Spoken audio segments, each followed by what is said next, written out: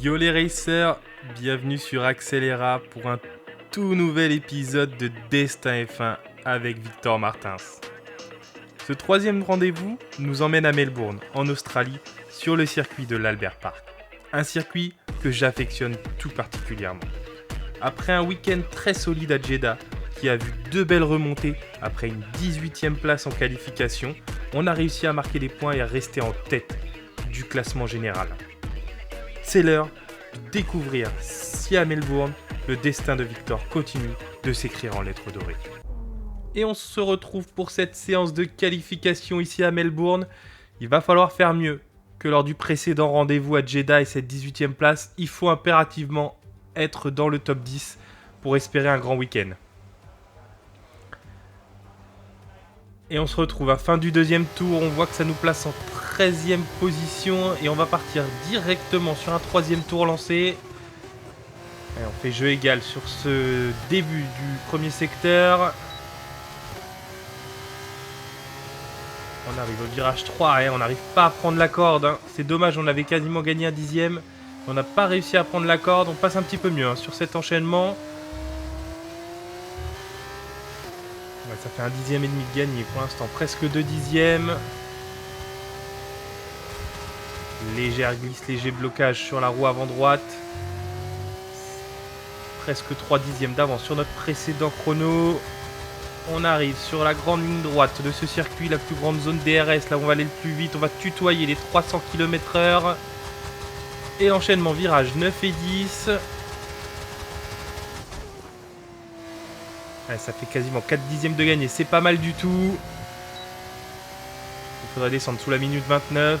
On freine au panneau des 100 mètres.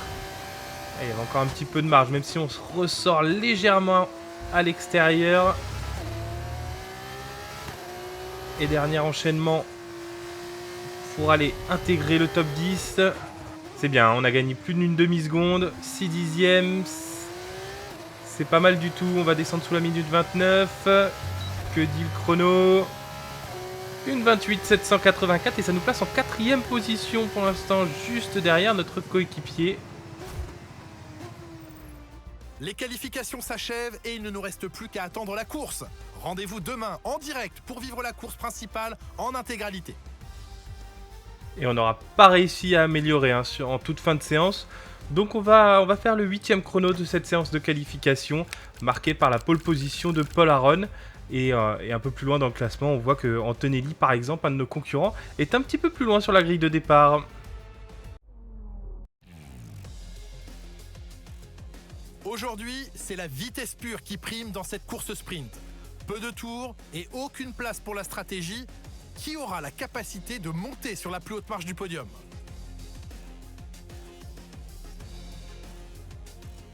L'Albert Park fait partie des circuits les plus attendus au calendrier de la Formule 2 avec ses 5 km 280 et ses 14 virages qui testent les capacités des pilotes.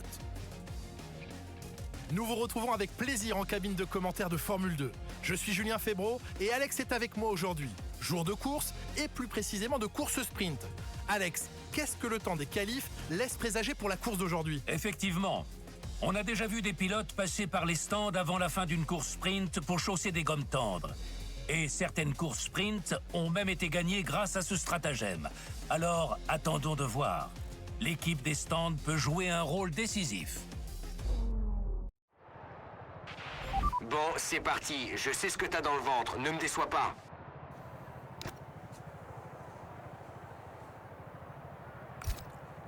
Et on enchaîne donc sur cette première course du week-end de Melbourne. On va partir en pneus super soft. En 3e position, bien évidemment, c'est la grille inversée. Et c'est parti, on vit ça en on-board ensemble. Et une nouvelle fois, comme lors des 2 précédents week-ends, on prend un super départ et on passe déjà Richard Verschoor et Zane Maloney. Et on s'extirpe de la grille de départ et en première position. Après ce premier virage, c'est un super départ pour Victor Martins. Et derrière, on retrouve donc Zane Maloney en 2e position. Richard Verschoor en 3e. Notre coéquipier Zach O'Sullivan est 4e. Et Ritomo Miyata ferme le top 5. C'est un très très bon début de course là. On va peut-être pouvoir aller chercher de très gros points aujourd'hui. Il y a 8 tours au programme et on va essayer de casser la zone DRS le plus vite possible. On a essayé de mettre beaucoup de rythme dès le début de course pour éviter de créer le train DRS et d'être attaqué par Zane Maloney ou encore Richard Verschoor. C'est un très bon premier tour pour le moment. Derrière, les positions ne changent pas. On sent qu'on est agressif, hein. On attaque sur les vibreurs. Un petit peu de mal à prendre la corde de ce virage. Ouais, on a quasiment 5 dixièmes d'avance à l'aube de la ligne droite de départ arrivée. Et on conclut ce premier tour en tête. C'est de bon augure pour la suite de cette course sprint. Et le DRS est activé. On se retrouve un peu plus loin dans ce tour numéro 2. Avec toujours Zane Maloney qui reste derrière nous. On n'arrive pas à décrocher le pilote Rodin.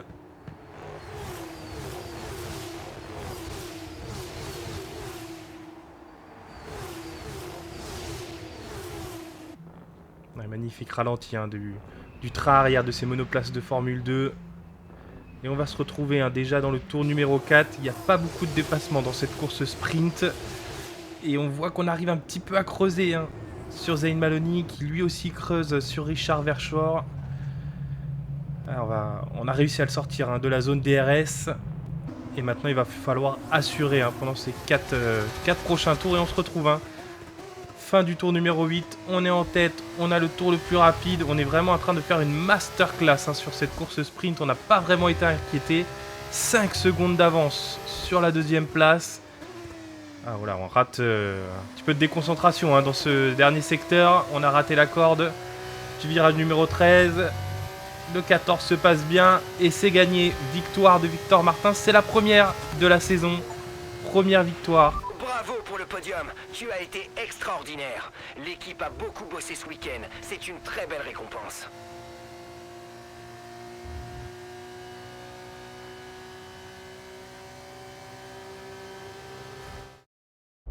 Bravo à Victor Martins pour sa superbe victoire. Qu'on aime ou qu'on déteste le sprint en Formule 1, c'est un spectacle extraordinaire en Formule 2. J'adore, c'est génial.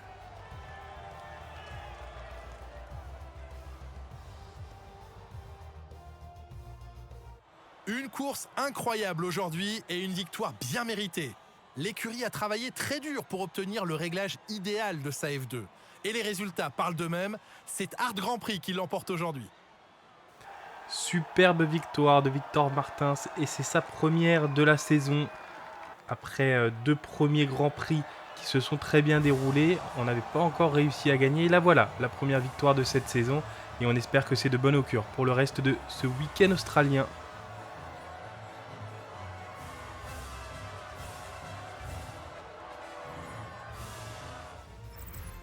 Merci d'avoir été des nôtres pour cet incroyable week-end. J'espère que ça vous a plu et que vous vous en souviendrez. À très vite. On monte donc sur la plus haute marche du podium de cette course sprint devant Zane Maloney et Richard Verschoor. On remarque que notre coéquipier Zach O'Sullivan va chercher la 4e position et marque 5 points. Concernant les autres favoris pour le classement général de ce championnat du monde de Formule 2, Gabriel Bortoleto termine 9e, Isaac Hadjar 11e. Et on n'a même pas Kimi Antonelli dans ce classement qui est lui un petit peu plus loin. Et concernant le classement général du championnat du monde de Formule 2 après cette course sprint, on se retrouve donc en tête avec 15 points d'avance sur Antonelli et Hadjar. Berman et Bortoleto suivent de très près, mais on a réussi à créer un petit gap d'une quinzaine de points et on va voir si on va pouvoir confirmer sur la course principale. La Formule 2 est en Australie, dans le grand état du Victoria. Comme chaque année, nous retrouvons avec plaisir ce circuit mythique. C'est une belle course qui nous attend.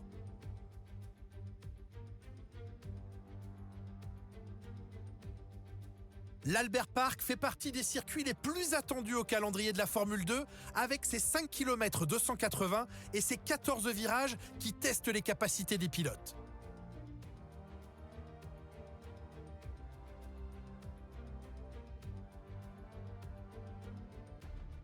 regardons à quoi ressemble la grille de départ de la course aujourd'hui.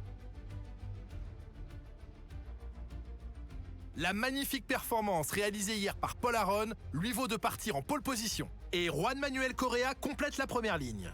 En ce qui concerne le reste de la grille, Bortoleto, Colapinto, Taylor Barnard et Miyata. O'Sullivan, Martins, Verschoor, Zayn Maloney, Adjar, Fittipaldi, Joshua Dwerksen, Dennis Auger et Meini, Antonelli, Stanek et Pepe Marti.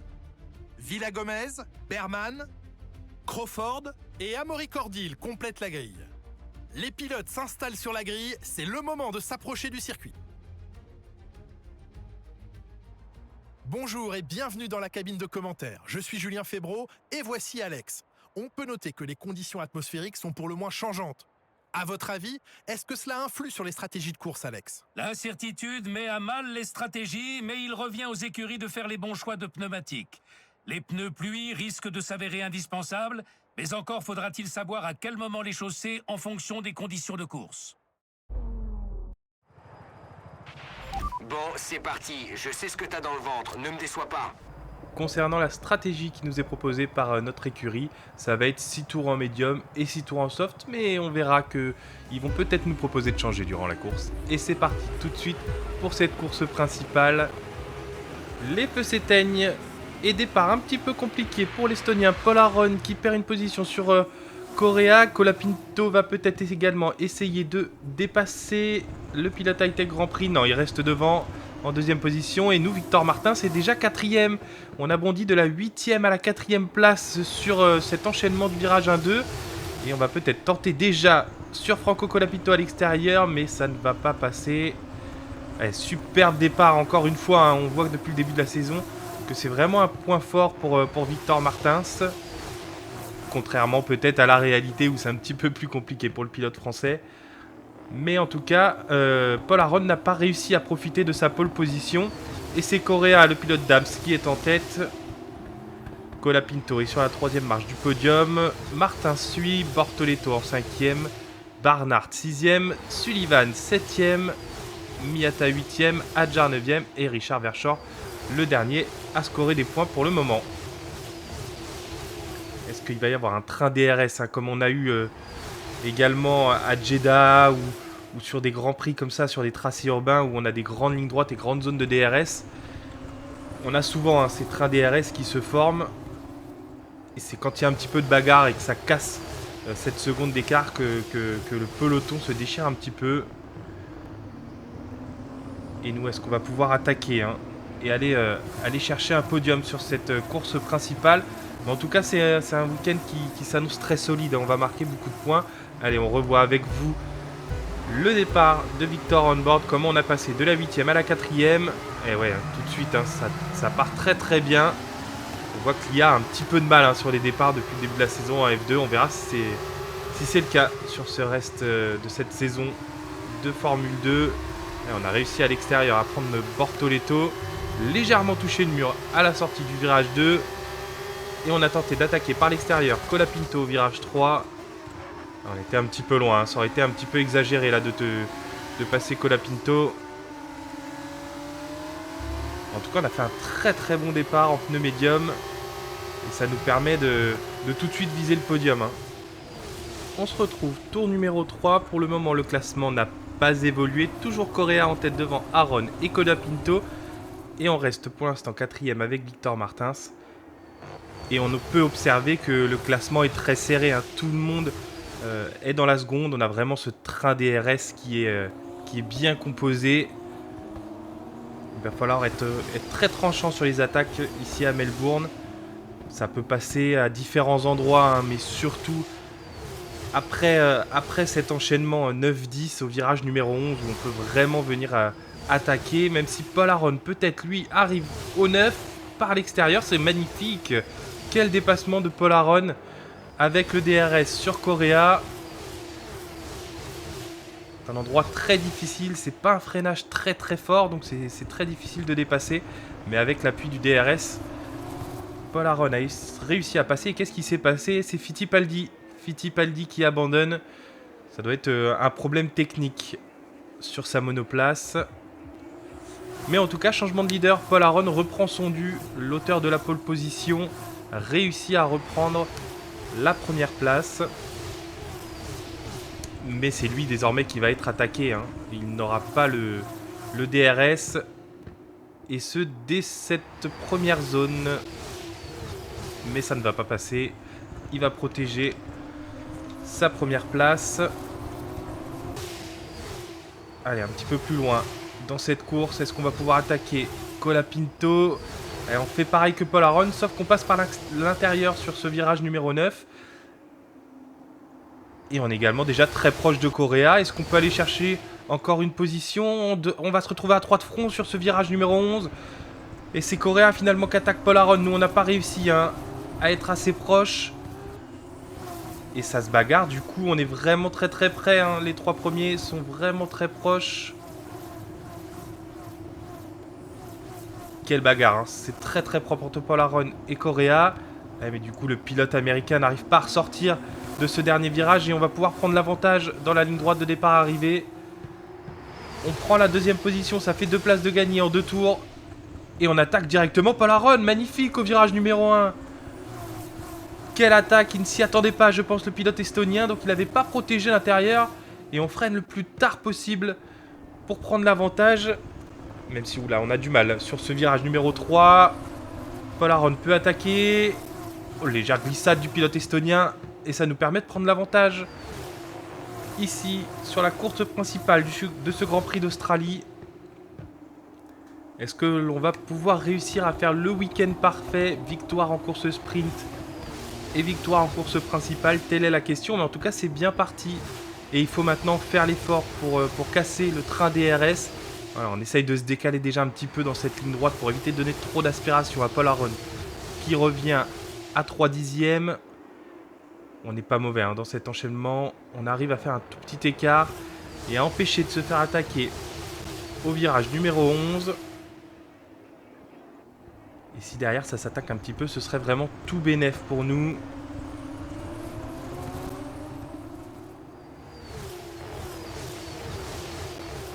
Alors qu'on voit que Richard Verschoor passe Isaac Hadjar. Oula, Hadjar descend dangereusement au classement. Il se passe quelque chose avec le pilote français. Est-ce qu'il s'agit d'une casse moteur? Oui, c'est ça. Casse moteur pour Isaac Hadjar. C'est bon pour nous au niveau du championnat du monde, mais ça fait un petit pincement au cœur quand même pour l'autre pilote français de ce plateau, Isaac Hadjar. On souhaite voir en F1 dès la saison prochaine.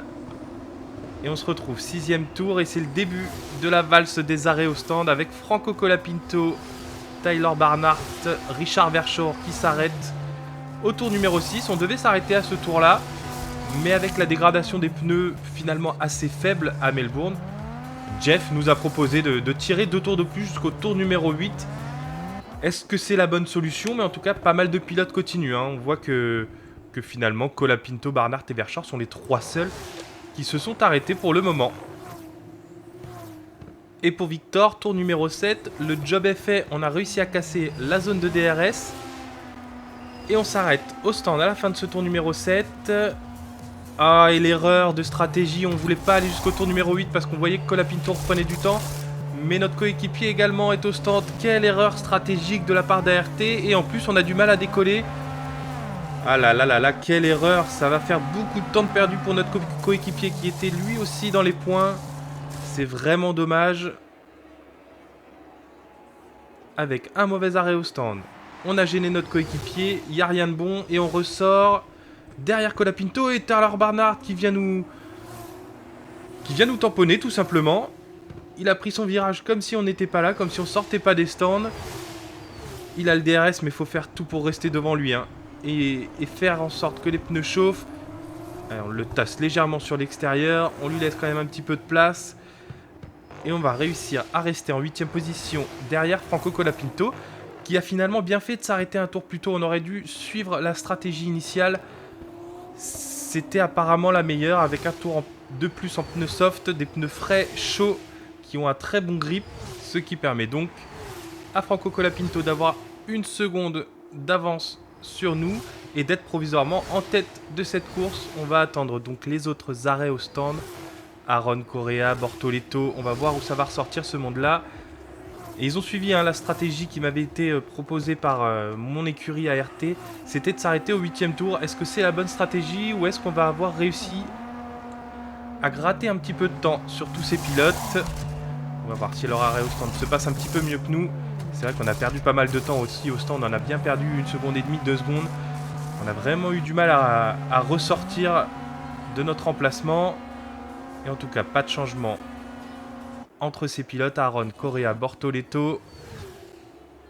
Et on va voir où va ressortir ce monde-là. Colapinto, avec beaucoup de vitesse, réussit à ressortir devant. Et nous, on est derrière Paul Aaron. On a réussi à passer Correa par l'extérieur, mais on est derrière Paul Aaron. Est-ce qu'avec les pneus chauds, on va réussir? Et oui, on a le DRS. On va peut-être réussir sur l'extérieur à passer directement devant le pilote E-Tech. C'est pas fait encore, c'est pas passé par l'intérieur ici. Ça fait 2 fois qu'on réussit à passer Paul Aaron dans cette zone au niveau des virages 3, 4. Ce qui nous permet donc de prendre la 2e position. Mais Franco Colapinto s'échappe. 1 seconde et demie d'avance pour le pilote MP. 3 tours restants. On était en très bonne posture avant les arrêts au stand. C'est un petit peu plus compliqué maintenant. Nous avons tout de même prouvé hier lors de la course sprint qu'on avait du rythme, la possibilité de rouler un petit peu plus vite que les autres pilotes. On avait mis 5 secondes au 2e Zayn Maloney hier. Donc pourquoi pas revenir sur Franco Colapinto, 1 seconde 1 de retard, c'est largement faisable et on se retrouve un tour plus tard, tour numéro 10. Et on est revenu en entraînant avec nous Aaron, Correa et Bortoleto, mais on est revenu sur Colapinto, on est dans sa zone DRS. Il va falloir en profiter, on a vraiment les pneus à température idéale, pas rester trop longtemps derrière pour pas les faire surchauffer. On est très très proche sur cet enchaînement du virage 9 et 10. Et on l'avait dit, le virage numéro 11 est idéal pour tenter une attaque. Et là ça va être par l'extérieur avec le DRS. On va tenter de freiner un petit peu plus tard, d'enrouler Franco Colapinto. Et ça passe, on reprend la première place de ce Grand Prix d'Australie, de cette course principale. Et il y a vraiment des très gros points à aller chercher. C'est vraiment une très très belle manœuvre. Et il va falloir maintenant désormais défendre et faire attention à la réponse de Colapinto qui désormais a le DRS. On sait que sur cette ligne droite de départ-arrivée, c'est compliqué. Elle est un petit peu courte pour tenter. Mais il est très proche, le pilote MP.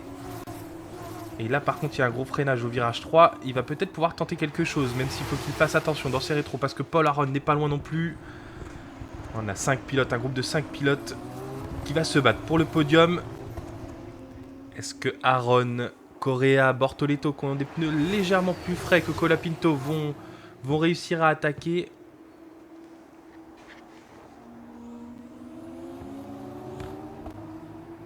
Et on est vraiment tous dans une zone très proche, même si on arrive à créer un tout petit gap sur Colapinto. C'est pas suffisant avant cette zone DRS. Et il va pouvoir emmener tout le monde avec lui.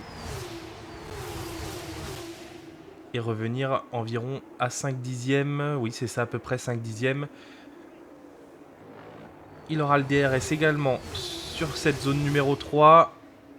On a réussi à recréer un gap à chaque fois entre les virages 9 et 10. On réussit à créer un petit gap intéressant pour ne pas se faire attaquer. Correa est très proche de Paul Aaron.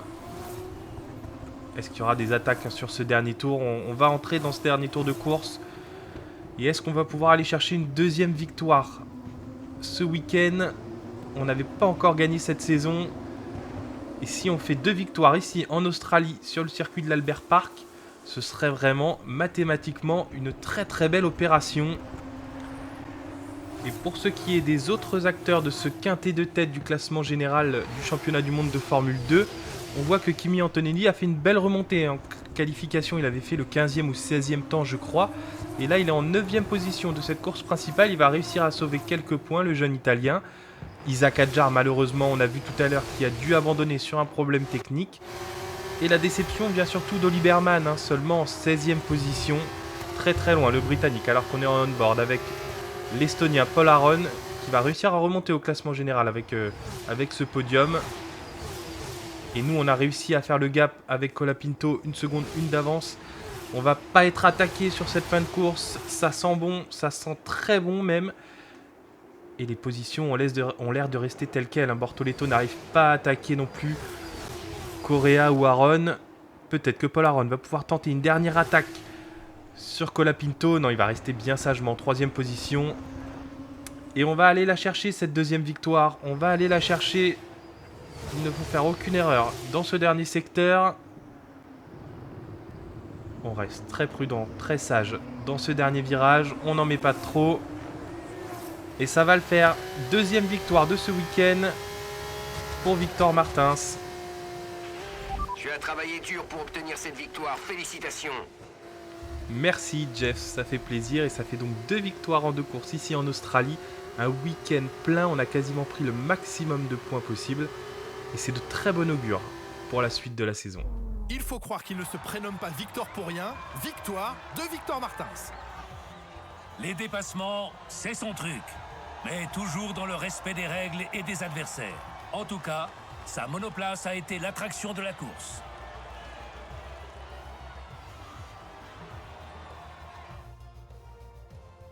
Art Grand Prix, l'écurie française présente dans plusieurs disciplines du sport automobile depuis les années 90, monte une fois encore sur la plus haute marche du podium après une belle démonstration de pilotage. Et un podium partagé donc avec Franco Colapinto qui s'est arrêté lui au 6e tour. Et c'était une très bonne décision, hein. Il était premier en sortant de cette valse d'arrêt au stand une fois que tout le monde s'était arrêté. Il avait réussi avec ses pneus super soft et frais à prendre l'avantage. Et Paul Aron qui fait son premier podium de la saison, je crois, qui va lui aussi marquer de très bons points, très intéressants au classement général. Après tous ces rebondissements aujourd'hui, il serait vraiment dommage de rater la prochaine course. Alors à bientôt, j'espère. Ce week-end australien nous permet donc de prendre 37 points au classement général. Ça fait un gros écart avec Franco Colapinto qui en a pris 21 et qui est le 2e du classement de ce week-end. C'est vraiment une très très belle opération pour le championnat. C'est vraiment un week-end quasi parfait ici en Australie. Meilleur temps et victoire en course sprint, meilleur temps et victoire en course principale. Il nous aura finalement manqué que les 2 points de la pole position ce week-end. Un week-end vraiment complet, très plein, qui nous permet d'envisager vraiment l'avenir et le reste de la saison avec beaucoup de confiance.